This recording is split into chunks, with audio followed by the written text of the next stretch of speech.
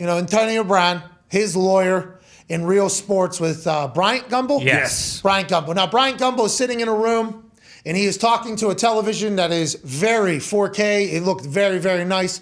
And on the other end is Antonio Brown wearing a Limitless hat on top of his hair with a sport coat, turtleneck, and an incredible-looking Cuban link chain that is just popping. Olé. 2 earrings, and then his lawyer right next to him, who we had never heard of, but I assume he's going to get more jobs after his performance on Real Sports with Brian Gumbel. They're filing a grievance and I think a lawsuit against the Tampa Bay Buccaneers, and I don't know what the entire lawsuit is. The entire piece on Real Sports was like 8 minutes or so. We watched it. It didn't dive into all the details with all the money and how much they're suing for, but it is a whole lot of money.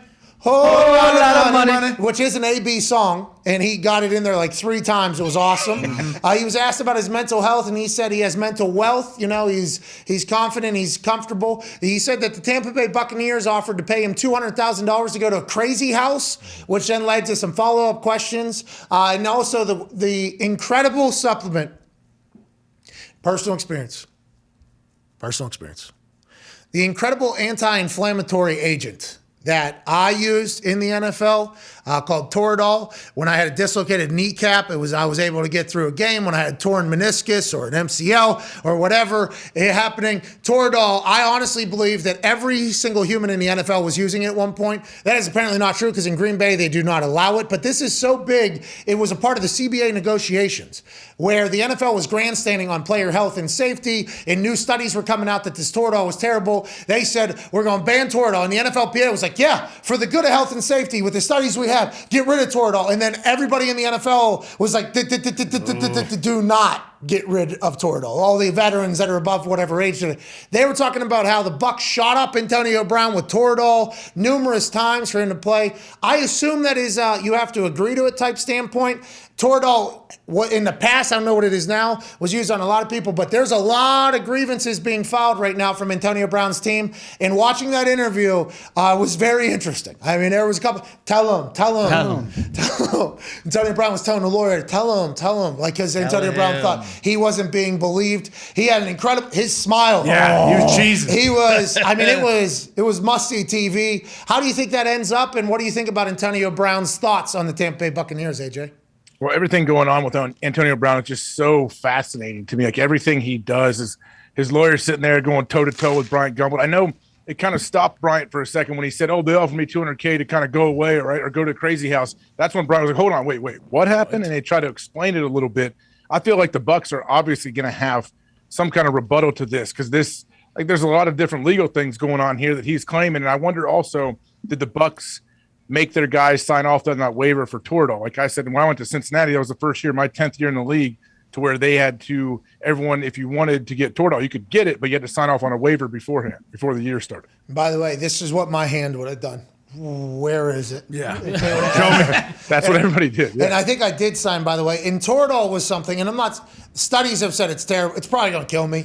All right, I understand, but the life that I'm getting to live because of what I think Toradol allowing me to do on the field is something that is kind of a risk reward. And on my deathbed, I'll probably regret it and be like, oh, well, I shouldn't have done it. I could have lived life differently, whatever. Like, if it is as bad as some studies say it is, and I think it has changed over the years here, but when Antonio Brown was in the league, when his younger age, and I was in the league, and you were in the league, and everybody else, Toradol was something that like coaches would be trying to get in line to get. Like there would be people lining up almost like, hey, can we use this? Now there's more studies, which I think led to more signing of stuff. Like you're saying, legal action having to happen for you to agree to it. It exists, but we have to look out for your future. And I think there's a lot of compliance that has to happen in there. And all of this will be documented. We talked about this whenever AB went on the Nelk Boys podcast, the Full Send podcast, where he was talking about what was said, what wasn't said, how it went. We just assumed like, oh, NFL Films has all of this documented. We're going to find out if this is true or not. Even the halftime alleged incident where he was mad about Gronkowski getting more targets than him, which he said on Real Sports wasn't true. I'm Antonio Brown. I'm going to get the ball, which valid. Tom Brady's my friend, right? Or Tom Brady's my friend. Yeah, he's quarterback. I'm wide receiver. I'm Antonio Brown. I'm going to get the ball, which, by the way, everybody needs to realize because Antonio Brown is one of the greatest football players of all time. Do not let that get lost.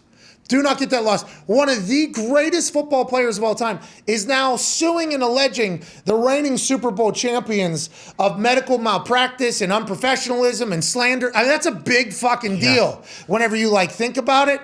But the way it's all rolling out, I'm not 100% sure if there will ever be a fair trial. I don't know if that'll ever be able to exist. I'm not 100% sure what's going to happen, but I don't think this is ending anytime soon, unless, to your point, everybody that is either documented on the record or have cameras of this and says like, no, this is what we have. Let's go ahead and figure out how we can be friends again. But I don't see that right now. It doesn't feel like that in the middle of I want to see what the Bucs have to say. Like, I want to see what they say when they come back with, whatever he's alleging that they did. And also they say they have text messages too, like that show what they're trying to say. Like, they act like they have forms of documentation for some of this stuff. And the way the lawyer was speaking was very confidently, and you wouldn't be that confident, I'm thinking, unless you had some form or reason. He could, though. He's smart to win. You want to try to win, like, the public opinion, though, no matter what.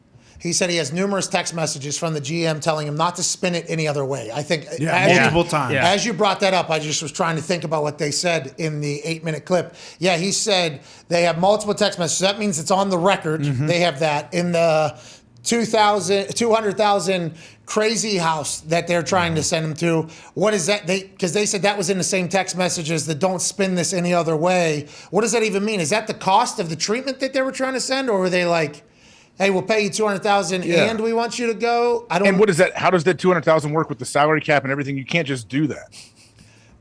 That's what AB's saying. Yeah. AB's saying. No, I'm saying you could. Like, is it the owner? The owner's like, hey man, I'll cut you a check for $200K off the books, not a part of your contract. Like, I don't know how they can legally do that, really. When they were saying the GM, they were saying it was from Jason Light. They didn't say his name though. They kept saying no, the GM. but they were saying GM. No, but they were saying other people's names. I'm intrigued by it all, especially because once again, Antonio. How about that lawyer? How about the lawyer had to sit down and like, hey, all right, tell me the full story. Let's walk me through everything that happened. Like, that would be a fun meeting to be a part of. Yeah, and then this guy digesting that, he was, hey, it was slanderish and libel. The way he was, some of the words he was dropping into some of his answers, you're like, oh, that's for precedent for legal action there. That is for this. And then when they asked about how much money at the end, AB cut off the whole lot of money. Whole lot of money, man. We're talking. It felt like I was watching a movie. It felt like I was watching a movie while it was happening. I was like, this has to be some sort of scripted thing. It was going just so perfectly, but that's going to be loud. That's going to be something that's very real, especially if AB's making music with Yeezy. Yeah. We're starting to. Madonna, Ricky Ross. Kanye. I mean, this ain't, he's from the pit, not the palace. Fucking run it. Style it.